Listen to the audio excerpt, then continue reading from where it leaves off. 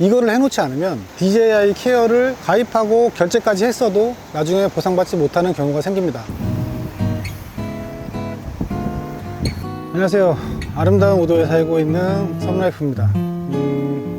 오늘 오랜만에 제가 드론 얘기를 한번 해보려고 하는데요. 제가 몇 달 동안 드론 관련 영상을 올리지를 못했습니다. 드론으로 바다에서 촬영을 하다가 바다에 빠뜨렸어요. 침수가 됐습니다. 그 침수된 드론을 DJI에도 보내보고 또 이제 사설 업체에도 수리를 맡겨보고 이렇게 왔다 갔다 하면서 몇 개월을 보냈습니다. 결론만 말씀드리자면은 수리를 하지 못했고요. 그래서 이 미니3 프로 본체 하나를 새로 사게 됐습니다.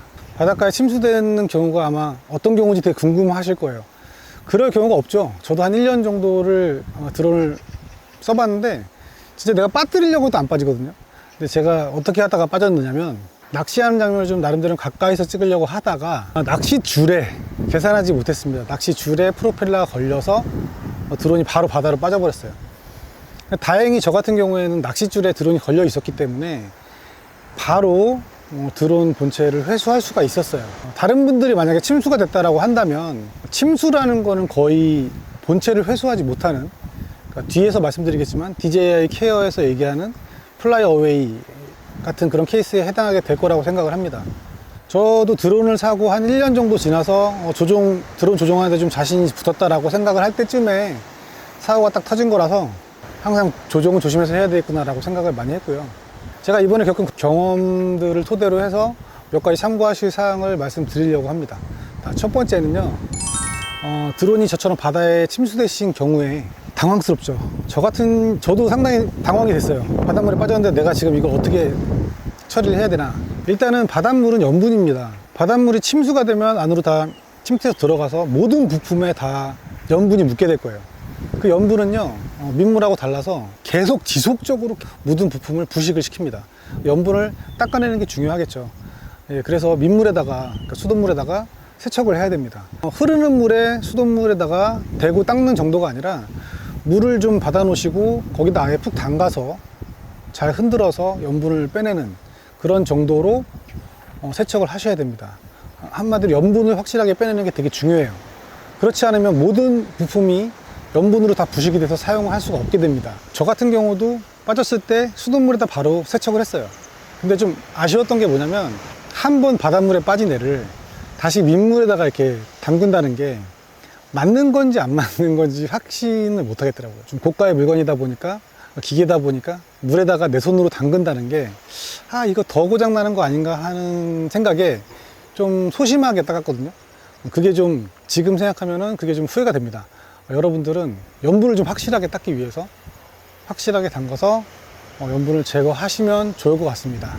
그리고 중요한 건요, 민물로 세척을 하시고 나서 저 같은 경우에는 제습기 바람 위에다가 나름대로는 오랫동안 건조시킨다고 거의 놔뒀는데, 케이스가 이렇게 덮여 있는 상태에서 그 안쪽에 있는 습기들이 아무리 제습기 위에 놔뒀다고 해도 그 습기들이 잘 빠져나가진 않겠죠. 저는 그때는 몰랐는데 나중에 검색해보고 알았거든요.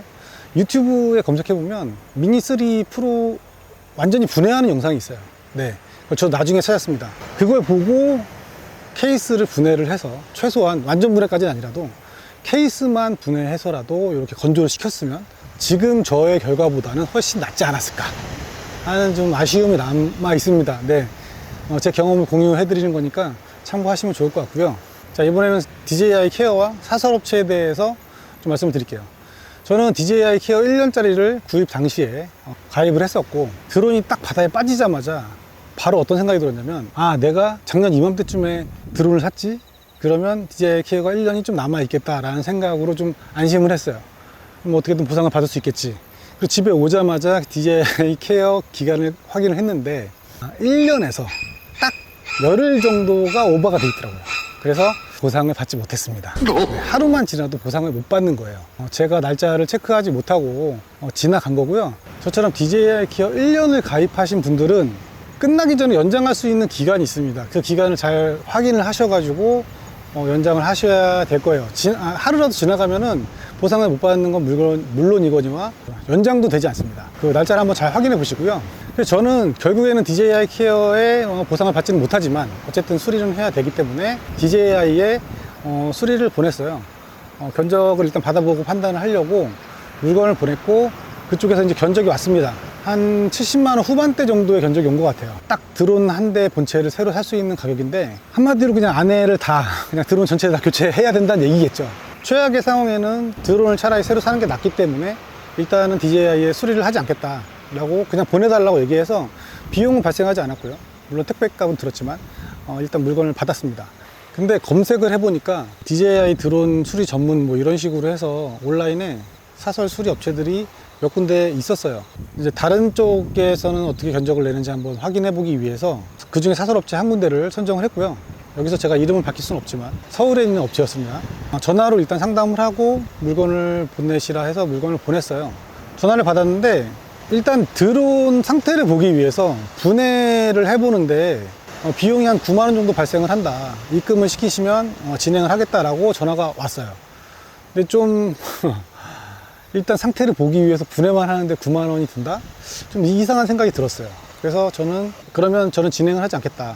드론은 그냥 보내셔라 라고 얘기를 했더니 갑자기 이제 말이 바뀌면서 그러면은 분해 비용 없이 그 비용 없이 진행을 해드리겠습니다 라고 얘기를 하더라고요. 그래서 뭔가 좀 이제 냄새가 나죠. 그래서 통화를 하다가 좀 이상한 점을 많이 느껴가지고 됐고 그냥 진행 안 할 테니까 드론을 다시 보내라고 얘기를 했어요. 그때 알겠다, 보내주겠다라고 말씀을 하시고 요것도 결론만 말씀드리자면 몇 번을 미루고 날짜를 한참 미루신 후에 제가 독촉 전화를 중간에 몇 번 한 후에야 보내주셨고 그 전까지는 전화를 그렇게 빠르게 받던 분들이 그때 기간에는 전화도 되게 늦게 받고 받지 않는 경우도 있었습니다. 자, 좀 냄새가 많이 났지만 결론적으로는 제가 제 드론을 이제 받긴 받았어요. 결과적으로는 사설 업체에다가도 수리를 하지 않게 됐고요. 하지만 제가 겪은 이 경험을 나중에 이제 사설 업체를 이용해서 수리를 하시게 될 분이 계시다면 참고를 하시면 좋을 것 같습니다. DJI 홈페이지에 보시면 드론 본체만 판매하는 상품이 있어요. 그러니까 원래는 드론하고 그 조종기를 보통 같이 파는데 이 상품은 드론 본체하고 배터리만 같이 팝니다. 그러니까 저 같은 경우를 당한 사람을 위한 상품인 것 같은데요. 그 가격이 제가 받은 수리 견적하고 거의 동일했어요. 저는 본체를 다시 구입을 했고요. 왜냐면 저는 처음에 살 때 플라이 모어 키트를 샀기 때문에 침수되지 않은 멀쩡한 배터리 2개와 RC 조종기가 그대로 남아 있었기 때문에 본체만 따로 사는 것이 저한테는 가장 적절했습니다.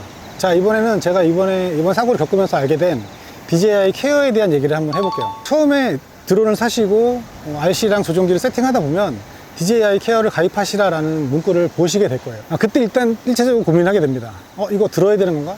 드는 게 좋은가 안 드는 게 좋은가에 대해서 저도 고민을 해보고 검색을 해봤는데 제가 지금 1년 넘게 사용해보고 사고도 당해보고 물론 DJI 케어에 보상을 받지 못했지만 제 경험으로 말씀을 드리자면 케어는 들은 게 맞습니다. 그래서 저도 이번에 본체를 다시 사면서 DJI 케어를 다시 들었습니다. 2년짜리 들었습니다. 1년을 들고 나서 열흘이 오바돼서 보상을 받지 못했기 때문에 이번에는 2년짜리 들었고요. 그 2년이 되면 조금 더 싸지죠. DJI 케어가 드론 본체 가격 대비 조금 비싼 감이 없지 않아 있는데 그래도 2년으로 하면은 그래도 조금 더 싸지죠. 제가 계산을 해보니까 한 달에 7,800원 꼴 정도가 나오게 됩니다. 2년으로 하면요. 근데 이거는 제가 그냥 드론을 좀 조마조마하지 않고 마음 편하게 쓸 수 있는 심리를 안정시키는 가격이다 라고 생각을 하고 그냥 결제를 하게 됐습니다. DJI 케어를 유상으로 들었지만 이걸 쓸 일이 또 생기지 않으면 좋겠죠. 제가 새 기체를 받고 활성화시킨 다음에 48시간 안에 DJI 케어를 들지 말지를 결정을 해야 돼요. 그 48시간 동안 고민을 하면서 드론을 날려보는데 그 예전 같은 마음이 아니더라고요.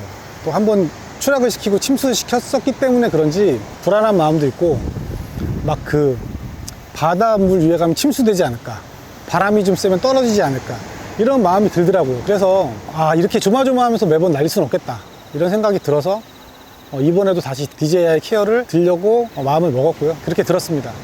그리고 이 DJI 케어에서 가장 중요한 부분이 있는데요. 아마 대부분의 분들이 모르시는 것 같더라고요. DJI 케어를 가입하는 중간에 안내 문구가 나오기도 하지만 이거를 중요하지 않게 그냥 넘어가시는 분들이 많은 것 같아요. 이거를 해놓지 않으면 DJI 케어를 가입하고 결제까지 했어도 나중에 보상받지 못하는 경우가 생깁니다. 그게 뭐냐면 그건 이제 바인딩이라고 하는데요. 저도 이번에 알았습니다. 그 조종기에서 프로필로 들어가셔서 그래서 기기관리 그쪽에 들어가셔가지고 조종기와 기체 그리고 계정과 기체를 바인딩을 해 놓으셔야 됩니다.